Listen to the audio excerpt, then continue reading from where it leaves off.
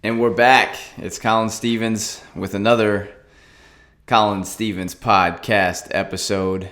I'm excited to talk about today's stuff. Today is we're talking about coachable, being coachable, and what does that mean? You know, for coaches, that means that our players will listen to us. For parents, it means that our kids will listen to us and let us teach them. If we go to the dictionary, the definition is, it says capable of being easily taught and trained to do something better. And so when we look at coachable athletes, or we look at students being coachable or kids being coachable, a lot of times we think that the coaching mark, the being coachable ends, it's for younger people. And so we take this mindset of, man, we hope that our players will be coachable. We hope that our students or our kids will be coachable. And the reality is, if we're training and teaching somebody to be better, and we're asking them to be coachable, then it means that we too have to be coachable.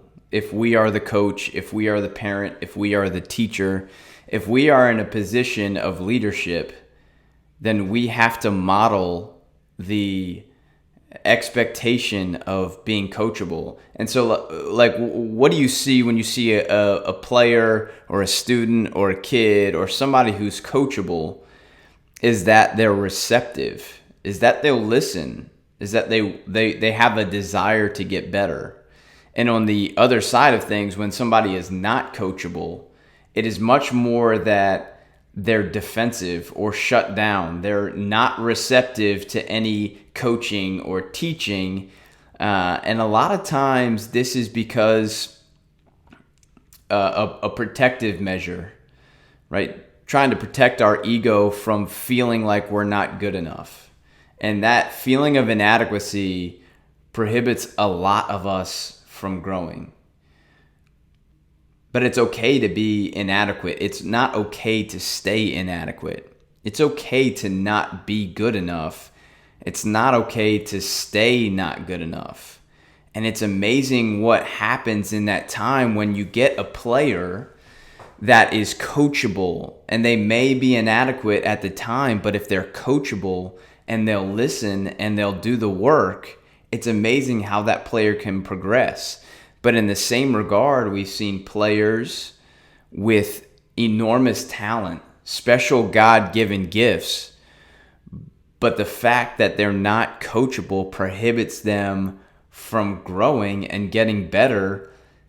And so their time in the game fizzles out way earlier than it could have if they were coachable. And so it's to be able to help players or students or kids understand this concept of coachability. As adults, as leaders, we have to model it first. And it's hard. It's hard to model being coachable when we're the ones doing most of the coaching. It is hard for me to talk to my kids about the fact that they need to listen to me, or that they need to be open to instruction, if I myself am not open to instruction. You know, it happens often, and I'm rereading a book that has changed the way that I think about things, and it's a great reminder for me. It's called The Compound Effect.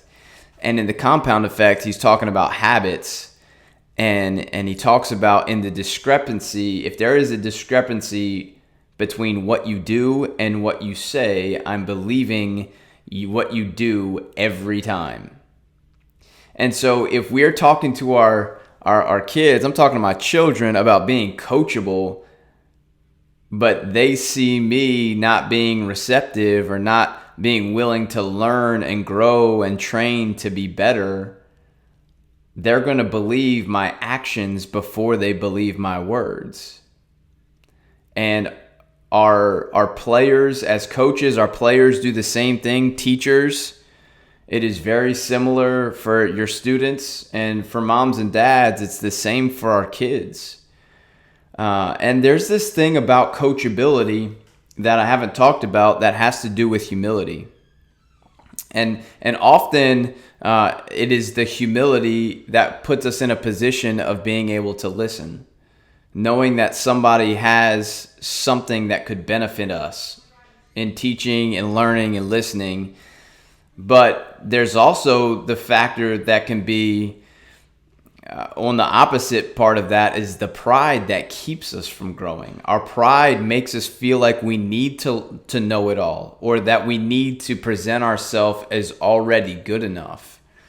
And this dichotomy between pride and humility is really difficult, because a lot of times that we think about humility makes us soft or meek and weak and just to the side, and our pride is what makes us bold and aggressive, and it's just not true. Humility is just an understanding of the fact that we don't have all the answers, and that there are people who can help us along the way. That doesn't mean that we're not extraordinary in the field that we're progressing in.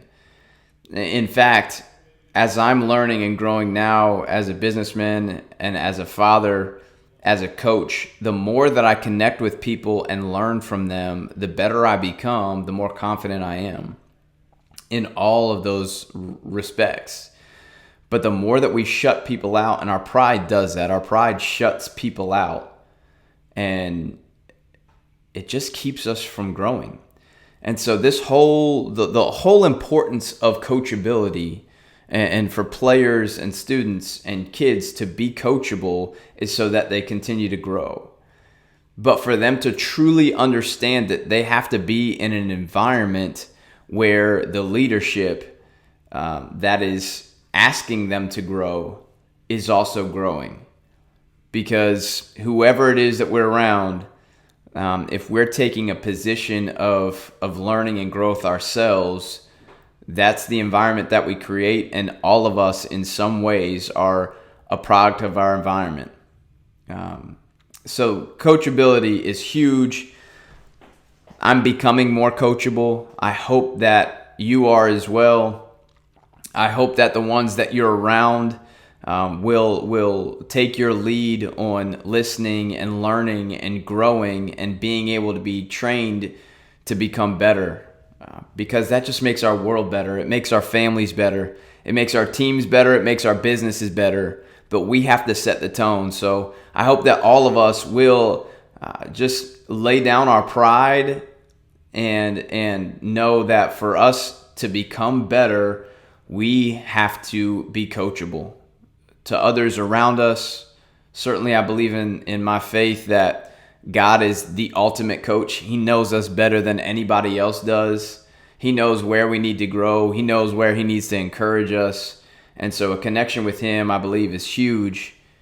But I think we also come across people in our lives who have more experience than us, who have a different perspective that can help us grow. And so as we move on from this, my hope is that everybody that you're around will be coachable. But number one, we've got to set the tone. Listen, tune in, grow, and let's be better from here moving forward. Live in truth.